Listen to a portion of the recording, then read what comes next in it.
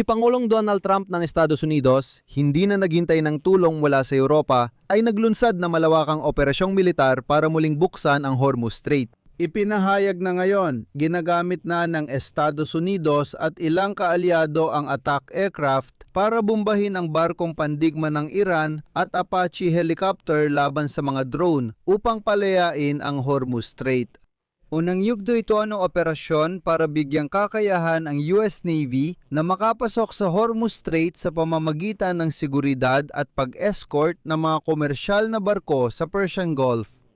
Ayon sa mga eksperto sa militar, maaaring abutin ng ilang linggo ang paglilinis ng Hormuz Strait at baybayin ng Iran. Gayunpaman, nakaapekto na ito sa merkado ng langis. Bumaba ang presyo ng langis noong Biyernes matapos ang ilang bansa sa Europa at Japan nag-alok ng pakikipagsani-puwersa para tiyaking ligtas ang pagdaan ng mga barko sa Strait of Hormuz matapos i-anunsyo ng mga Amerikano ang pagsisimula ng operasyong militar para muling buksan ang kipot. Pero sa ngayon, nagsimulang maningil ang Iran sa mga may-ari ng barko para sa pagdaan ng mga tanker sa Strait of Hormuz.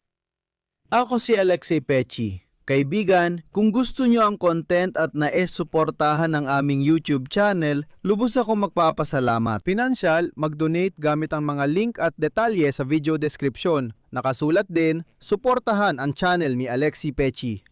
Pumili kayo ng anumang paraan na komportable para sa inyo. Magpapasalamat ako sa inyong suporta. Gawin ito sa dulo ng episode kung naging kapaki-pakinabang at interesante ang impormasyon. Mag-subscribe din sa Telegram channel ko, Pechi News. Makikita rin ang link sa video description.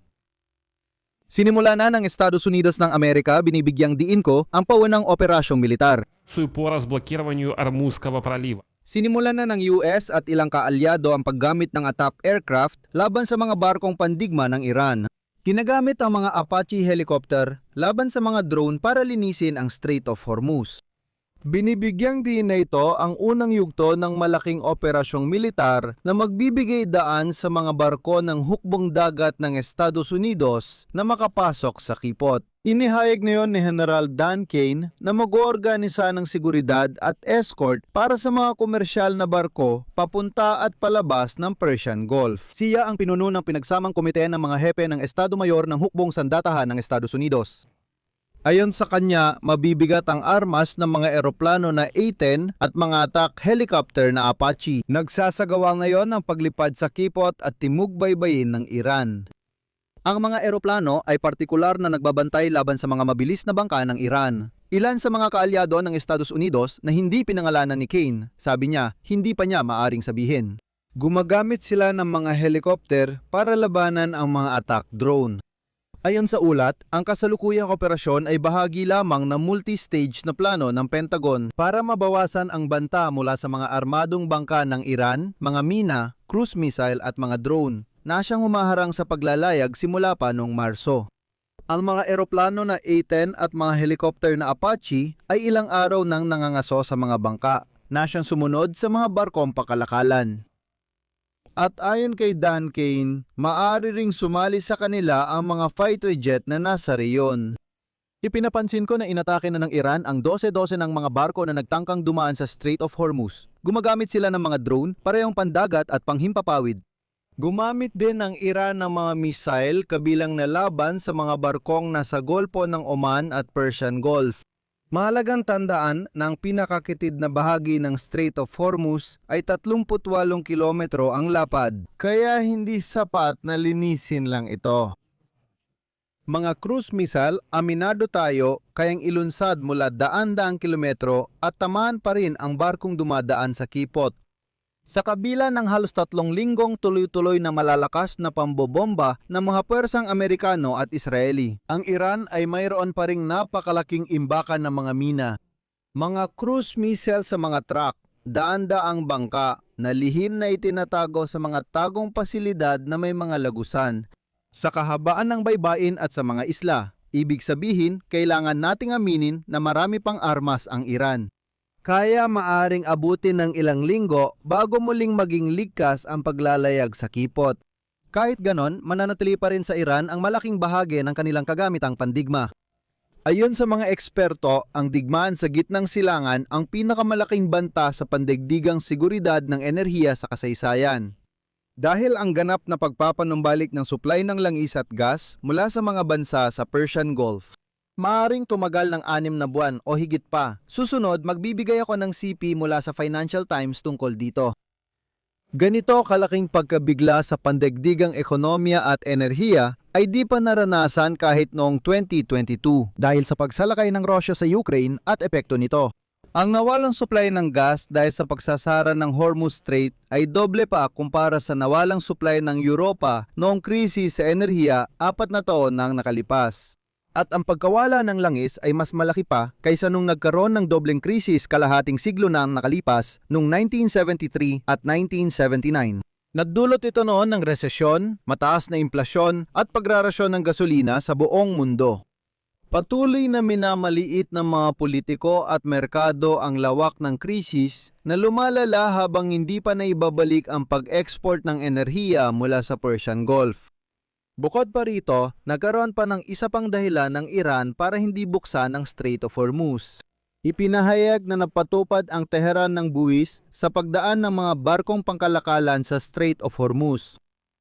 Sa paggawa ng sistema ng pagrerehistro ng barko, makakatawid ng ligtas sa kipot ang mga aprobadong tanker. Ang hukbong bantay ng Rebolusyong Islamiko ang namamahala rito. Ayon sa bagong patakaran, ang mga barko ay kailangan dumaan sa teritorial na tubig ng Iran, malapit sa isla ng Larak na kontrolado ng Tehran. Para makagawa ng biswal na pagsusuri ang mga tauhan ng hukbong bantay ng Rebolusyong Islamiko at mga otoridad sa pantalan sa mga tanker. Para makadaan ang barko, dapat magbayad ang may-ari sa tauhan ng IRGC. Kung hindi, babarilin nila ito. Alam natin na may isang barko nang nagbayad sa mga otoridad ng Iran bilang bahagi ng kasunduan para sa ligtas na pagdaan sa kipot. Ayon sa ulat, nasa $2 milyong ang sangkot dito. Bukod pa rito, alam na natin na ang India, Pakistan, Iraq, Malaysia at Sina ay nakikipag-usap na sa Iran at kinakordina ang pagdaan ng kanilang mga barko gamit ang bagong mekanismo. Ngayong linggo, hindi bababa sa 8 barko ang dumaan sa Kipot gamit ang bagong ruta sa Larak. Ibig sabihin, hindi bababa sa 8 barko ang malinaw na kipagkasundo sa IRGC. Inanunsyo sa Tehran na magtatatag ang hukbong bantay ng Rebolusyong Islamiko ng malinaw na proseso sa pag-apruba ng transit transportasyon sa mga susunod na araw.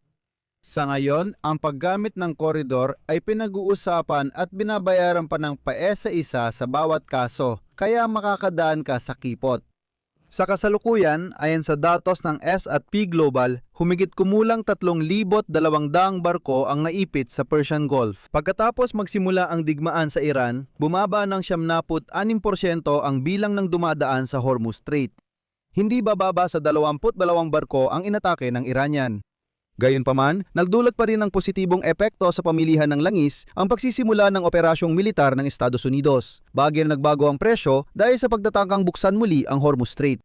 Noong Biyernes, bumaba ang presyo ng langis matapos magkaisa ang ilang bansa sa Europa at Hapon para tiyakin ang ligtas na pagdaan ng mga barko sa Hormuz Strait kasabay ng pag-anunsyo ng Estados Unidos ng operasyong militar. Hindi ko masabing sobrang bumaba ang presyo, halos 1% lang ang ibinaba nito. Habang mukhang maayos pa ang lahat, nagpasya ang mga Amerikano na gumawa ng kakaibang hakbang. Sinabi ni kalihim ng enerhiya ng Estados Unidos na si Chris Wright noong Biyernes na ang pagtanggal ng mga parusa sa Iranyanong langis na nasa mga tanker ay magpapahintulot na maipadala ang supply sa Asia sa loob ng 3 hanggang 4 na araw. Dagdag pa niya, kailangan pa ng Asia ng langis at nakikibahagi ang Estados Unidos sa sabayang pagpapalabas ng langis mula sa strategic reserves. Ayon sa kanya, ang pagkuha mula sa reserba ay isasagawa sa mga susunod na buwan sa ilang yugto. Naglabas ng pahayag ang United Kingdom, Pransya, Alemanya, Italia, Netherlands at Hapon nitong Huwebes na matapos ang pag-aalinlangan, handa silang makibahagi. В обеспечении безопасного судоходства в Ормузском проливе. Ngunit gayunpaman, tinitiyak ng mga eksperto na napakaliit ng potensyal para sa mabilis na pagbaba ng presyo ng mga enerhiya dahil nagkaroon na ng pinsala sa produksyon. At habang nananatiling limitado ang daloy ng langis sa pamamagitan ng Strait of Hormuz, siguradong patuloy pa rin tataas ang presyo ng langis. Maaring mabagal, pero tataas pa rin. Sinabi ni Fatih Birol ng International Energy Agency na maaring abutin ng 6 na buwan bago maibalik ang supply ng langis at gas mula sa Persian Gulf. Dapat tandaan na minamaliit ng mga politiko at merkado ang lawak ng problema. Hanggang dito muna ako. I-comment ang opinyon at konklusyon sa ibaba ng episode. Paki-subscribe din sa channel. Maaring gusto ninyong maging sponsor ng YouTube channel na ito? Pwede ninyong pindutin ito kung saan kayo magsusubscribe. Huwag kalimutang mag-like at pindutin ang kampanilya. Sa kabuuan mga kaibigan, salamat sa panonood. Hanggang dito na lang. Ingatan ninyo ang inyong sarili. Paalam sa lahat.